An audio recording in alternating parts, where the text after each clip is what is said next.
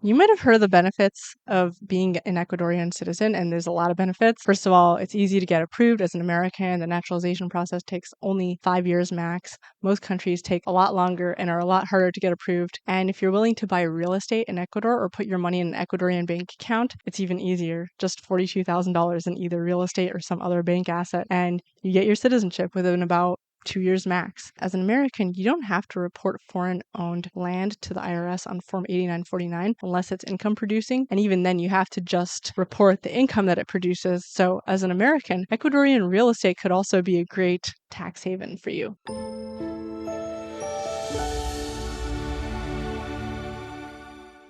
But beyond saving money on taxes, having second citizenship in Ecuador has a lot of benefits in general. For example, the Ecuadorian passport will get you visa-free access to a bunch of countries that a lot of Westerners don't have access to, such as Russia, China, Turkey, several others. And to be honest, I don't personally care about going to any of those countries, but I just know that some people need that for their businesses or to visit family or whatever. Also, Ecuador is a very neutral country on the world stage. They don't really have any major beef with any of the major big guys like the US or Russia or China, but they also won't easily extradite you. So it's going to be easier than other countries to get away with certain things, which is why if again you're someone who's trying to avoid taxes or you're Edward Snowden and you need amnesty, Ecuador could be a great choice. Ecuador also uses the US dollar, which keeps going up in value compared to other currencies. So if you want to invest your money in real estate or keep your money in an Ecuadorian bank account, you won't have to worry about the value of your assets depreciating. Also, if you're not an Ecuadorian citizen and you just want to hang out there and work on your laptop, you don't have to pay taxes on foreign earned income, just on the income that you produce locally. So the taxes on that will be 25%, which sounds pretty steep. But keep in mind that in Ecuador, compared to other places, there is a very vibrant Western tourist economy, especially from places like New York, Miami, and Germany. So let's say you're running a restaurant or a surf shop or yoga studio, Spanish lessons, whatever. Honestly, anything targeting Western tourists in Ecuador, be prepared to make a lot of money compared to the same business in certain other countries because of the heavy expat community in Ecuador. Real estate and rent is cheap in Ecuador. Like if you want to rent a beautiful restaurant space in the nicest, busiest part of town, you're only going to be paying a couple $100 depending on where you are. And I'd personally suggest going on Airbnb or searching hotels on Google to find out how cheaply you can live as a tourist without having to build any infrastructure or lay down any roots. And then if you want a more long-term situation, you can message them and find out if they charge less for a longer term lease. As a business owner, I personally wouldn't want to rely too much on the local labor economy or infrastructure in Ecuador. I would do my due diligence and play nice with the people and the environment around me,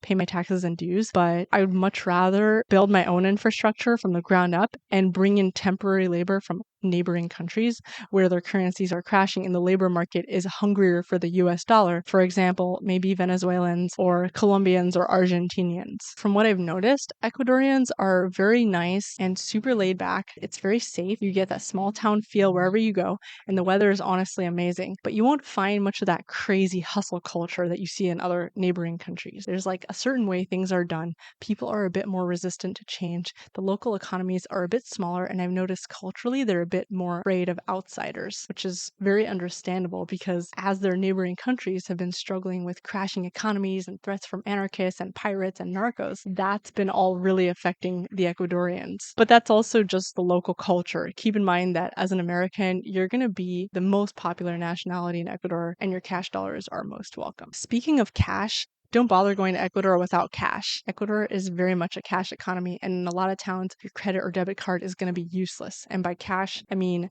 $10 bills or smaller, and especially those $1 coins. Don't think you'll do a wire transfer on your phone or pay them back through Venmo. Most local businesses don't even operate over data or pay taxes. That's convenient if you're hiding your tax dollars, by the way, but not convenient if you need a working Wi-Fi connection and your entire business depends on it. Life is simple in Ecuador, and most towns that you visit will look like a ghosted pile of rubble in the jungle with a bunch of mosquitoes. But nonetheless, people are living there and they usually seem quite satisfied. If I were to spend more time in Ecuador, it would most likely be for that second passport, maybe having access to China, and a plan B in case the US banned me for being too conservative or whatever. Maybe buying and building infrastructure and creating a beautiful touristy cash cow in the jungle that I can leverage. And if I'm able to somehow get fiber installed there and the Wi-Fi doesn't suck, I'll spend a couple times a year there myself.